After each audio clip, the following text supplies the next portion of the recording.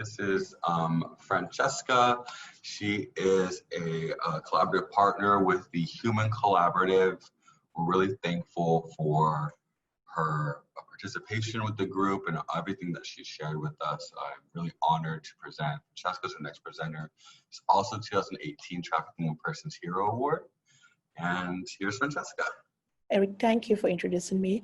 So the first slide is a video, and the video tend to answer my questions on what the government needs to do to make sure that they are taking into account the needs of survivors. So the video Eric is going to present will give an insight of the answer to the question. Thank you. Hello. What the government needs to do to make sure they are taking into account the needs of survivors. First and foremost, you can't come in to solve a problem without meeting with those who are affected by the problem. So the government need to get on a table with survivors.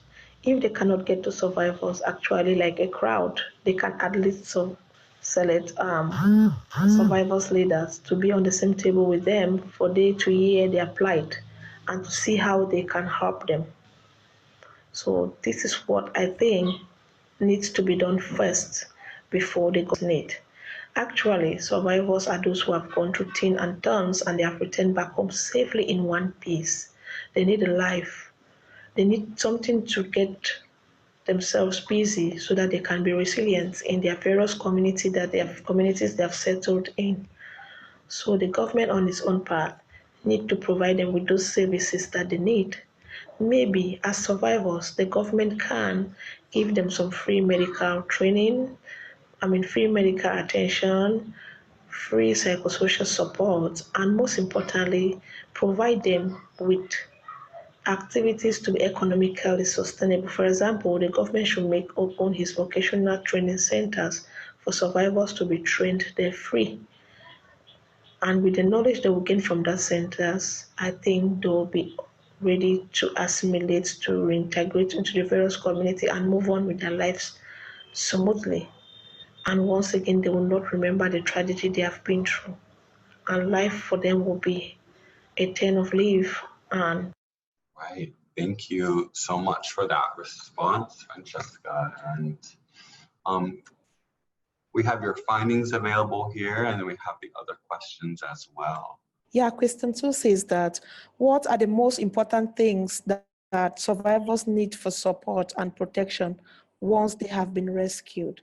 We all in this panel are survivors. We already know what survivors need, but I'm speaking from an African perspective, what survivors really need. Actually, what survivors need to protect themselves, what they need to get themselves back into their communities. I know most importantly, we always stipulate, coming from an African perspective, on empowerment, getting them doing something to sustain their livelihood. But as I've gone in depth into my fight against human trafficking and protecting survivors, I've realized that economic empowerment comes after certain things have been put in place. And I'm trying to make sure that my community sees that first, because when you come back from your ordeal, when you're rescued nationally, domestically, or internationally, you need to regain your sanity. And coming from my background, my community, if you are not really strong enough, your own immediate family stands against you for coming back because they see you as a failure. So what I have used my own story to empower people or to train them or to make a change is to make them know that when you come back, you need to be strong for yourself because you are, as a person, you're very important. You need to try to go and take some psychosocial, medically check up yourself, because as per my own story, as per my own recovery, when I came back, I was really psychologically down. So I had to go and seek the attention of a psychiatrist, which really helped me a lot to bounce back to life in full health as a person. So what our organization tries to do is to make them see the psychosocial support of bringing them together, gaining their sanity, standing firm as a full person once again. and most importantly, to see life positively and forget about stigmatization that the community and the immediate family pause on them. Because as I'm speaking, even till now, 5 years out of my journey, 5 years into my journey of recovery, I am still being stigmatized by my own immediate family. So I think survivors need support to get themselves back, and so as well as economic empowerment or getting them resilient in their communities. So I think these are what survivors need to support them to stand back and bounce back to life. Thank you. The key barriers that survivors have as challenges to participate in policy making or lawmaking that concerns them. I'm speaking from an African background. I think survivors are most often being set aside. They are being looked upon as low-class citizens, or most often as survivors are being qualified as people who are not educated. They don't have any say in what laws that are being put in place to affect them. So I think the government needs to do something to make sure survivors take part in policy making or lawmaking that concerns them. So I think those are the key barriers survivors face, them being stigmatized or being looked as low-class citizens to be part of policy making concerning them is not a good thing. So what I urge, and in the video I made, I stipulated clearly that things need to be done justly, because I will set aside a challenge that I've been facing for years with my government. Most often I'm called every year on a yearly basis by my government to come and make some laws or to place to them what has been happening as a survivor and as a survival leader.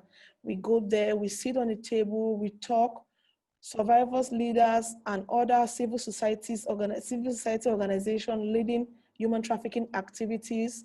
We talk, we give them a plight, we give them the report of what we've been doing. We are on the grounds, we meet with survivors, we meet with the cases hand on hand, we give them back, but what they do, it ends on that table. Nothing is being done after that day. So it's really something that I don't know who can push a government, because we are trying on our own path to make sure that these reasons for things to change, the table need to be turned to see how our government tries to look at human trafficking as well as survivors who are those who have been affected. Though they are survived, but they are important and they have a say as well in policy making that governs them. I've jointly answered question 3 and question 4, as I think question 3, 4, and 5 have some connection, because I just heard about being called every year by the government to partake or to give reports to what we've been doing on the grounds. But we go there, we do do our best to tell them or to report to them the activities we've been doing and what survivors on grounds need. But all that happens is ends on that table on that same day and nothing is being done. They'll always promise us that we'll be called and they'll get to us, but nothing ever happens. Even at the level of other ministries, like the ministry in charge of women, nothing ever happened aside meeting them one-on-one, telling them everything that is needed, telling them the plight of survivors, but it's really difficult. But that should not put us survivors down or should not make us to stop what we are doing. We keep on doing what we are doing because we are best at doing what we are doing. And we know that what we are doing without the government, though he is the upper hand, but we are making great changes and we can't relent our effort. Thank you, Francesca. Is there anything else you would like to share outside of the questions and the slides? Yes, I would like to share a little bit about how human trafficking is being looked upon in my country, Cameroon, and Africa at large. Though we, young survivors bringing it on the table are trying to turn a leaf, but the old things are still existing. Human trafficking in Africa and Cameroon particularly is seen as some sort of prestige to the family where the family of the victim. Most often when we started what we're doing back then in 2015, we had a lot of difficulties with people in our community, going to them, telling them that this happened to us. I was trafficked to Kuwait. I was being deceived to go and serve as an English language teacher, but on arriving in Kuwait, I was being forced into domestic servitude where I endured sexual abuses, and I almost sold my kidney to free myself. They will always laugh at me. They laugh at me not because my story is funny, they laugh at me because they see me as lazy, or the team of survivors that we started the initiative together. They saw us as failures, like, oh, you girls are lazy. Traveling abroad is like making you some of money. People in a communities, they believe that there's money hung on trees out there. And most often they don't even know that they need to think, or they need to double check where their children are going to, the type of jobs they are going to do there, and the salary that they have been promised, as well as what the people employing them in the other side have spent on them. They just believe that getting to an aircraft or going to live in a village to a big city within the same country is some sort of prestige.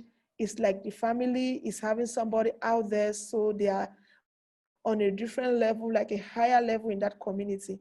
So it's really something, human trafficking is seen very differently in Africa. That's something we, young leaders, group of young leaders on the forefront fighting against this human wrong, are trying to change the narratives of an African dimension of what human trafficking is. Because in Africa, in Cameroon specifically, it's still hard for some people to take that word as something negative.